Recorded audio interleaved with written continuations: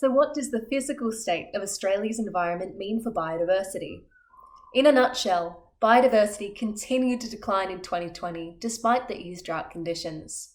Many Australian ecosystems have been pushed to their limits of natural resilience, and while some may recover, others will have been irreparably damaged. We don't currently have a comprehensive way to survey Australian biodiversity, so in lieu of that we use a series of indicators, including the threatened species listing, rapid survey methods such as aerial surveys of waterbirds, bioindicators, species such as flying foxes that tell us about the community at large, citizen science, and disturbance mapping. The threatened species list is currently the closest metric we have for accounting for Australia's threatened species and how they're faring. There are now 1,902 threatened species in Australia. In 2020, 15 species were added to the list and 3 species were removed, and we'll discuss them later. Whilst this is a modest increase of less than 1% on last year, each year of modest increases has steadily risen the list by 508 species since the year 2000. In 2020, no additional species were listed as extinct, leaving the official total at 91. However, the real total of extinct species is predicted to be well over 100. Most of Australia's threatened species are plants, and in general, they're declining. Monitoring data compiled by the Threatened Plant Index found that threatened plants have declined over the last 2 decades by around 70%. So what changes were made to the threatened species list in 2020? Well, in some good news, 3 species were removed from the list. These species were formerly 2 endangered frogs and 1 vulnerable plant. The frogs were waterfall frogs, Litoria nonotus, and mist frogs, Litoria rheacola. They were initially listed in the year 2000, primarily due to chytrid fungus, an invasive pathogen fungus species, and habitat loss. In 2015 to 17, surveys of these frog species found that they had recovered and expanded into sites from which they had previously been lost.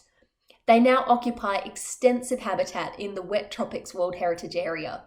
And this is really promising news because it shows that some frog species are able to recover from chytrid. Added to the list were a variety of species, including a pair of species, a soft coral and a seahorse that relies on it. The coral is a 2-metre tall pink coral found in a restricted part of New South Wales, around Port Stephens, and it's undergoing decline. It is the habitat for the white seahorse, and both were listed in 2020 as endangered. Their declines are related to anchor damage and coastal development. 4 species were uplisted, that is, they were classed as more endangered than they previously were. And one of these species is the Australian sea lion. It was uplisted from vulnerable to endangered and is one of the most endangered members of the seal family in the world. There's only about 12,000 of them remaining. Several species were either discovered or rediscovered in 2020, and the following is just a snapshot of some of them. A Norfolk Island land snail called Advena campbelli, which was thought to be extinct, was rediscovered during snail surveys on the island. 3 other species of the estimated 30 Norfolk Island land snails have gone extinct, and this is largely due to predation by black rats. Another species rediscovered was a rare bee that was last seen in 1923 and rediscovered in not 1 but 3 populations by a Flinders University researcher in Queensland. Apart from these 2 rediscoveries of species thought extinct, there were also some new species discovered in 2020. The greater glider, which was formerly 1 species, has been split into 3 distinct species: northern, central, and southern, due to new genetic evidence.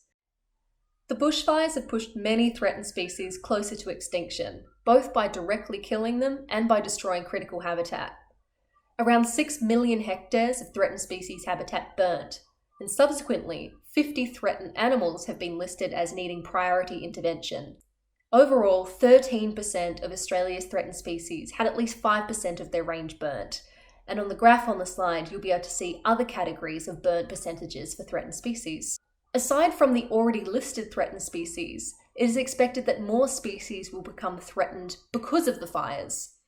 70 non-threatened species have been listed as needing priority intervention, some of which may have become threatened. Plants were badly affected. 29 of the 30 species that had more than 80% of the range burnt were plants. And 191 species of invertebrates were severely affected and require urgent management. Early in the fire season, headlines were made with an estimate that 1 billion animals were killed. Well, that figure has now been revised to 3 billion either killed or displaced. The majority of these were reptiles. Reptiles tend to live in higher population densities in the affected area than other animals. Some post-fire recovery has been documented, and citizen science has helped that process.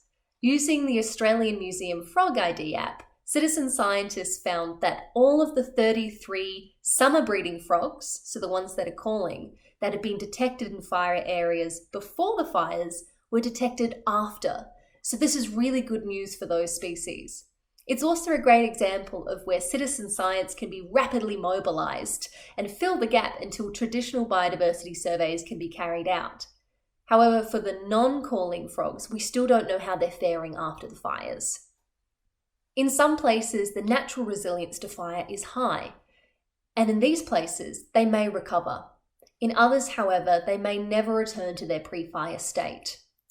This is particularly the case for species that cannot bounce back, and in places where the gap between fires has been too small. To aid recovery, the government has put aside $200 million for wildlife and habitats. When much needed rain hit New South Wales in February and March, this eased drought conditions and allowed a lot of inland birds to breed. The rain attracted good numbers of inland species like budgerigars. Data from the Atlas of Living Australia shows a striking movement of budgies in 2020. They're usually patchily across the interior of the country, and in this year they descended upon the areas that received rainfall in southeastern Australia. Budgies were even seen in low numbers in the ACT, where they are usually a rare visitor. Another notable bird movement and breeding has been of quails and button quails. There have been very few records of button quails over the last few years in New South Wales because of the drought conditions, but since the February rains, they've been breeding in a number of sites. Another metric are waterbird numbers. In 2020, we saw a small decrease in the number of birds since last year, and this remains lower than the long-term average. Additionally, breeding was much lower than last year and was essentially restricted to just black swans, who comprised 81% of the total breeding.